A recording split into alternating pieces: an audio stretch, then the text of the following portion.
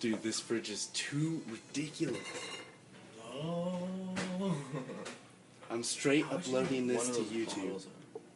One of those Magnums are $5,000. Those Grand Cuvées are like $60. Those are, my dad gets those all the time. But these bottles, like here, are fucking insane. Look at the label on that motherfucker. It's like in Japanese. It is not Japanese. even kidding you. Dude, it's 50. This is the most well-stocked fridge I've ever seen as for alcohol. Look at the freezer stacked. Look at this wine collection. Let me open it for 1 second.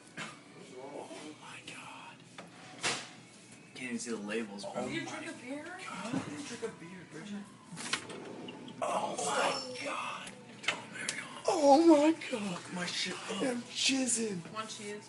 Moets. These literally cost $500. Dom Perignon, motherfucker. And 98. Fine, I'll have it. 98, 89. Dude, too fat. I'm so down with the piece of cheese, babe. This is such a well-stocked fridge. It makes me want to cry. Goodbye.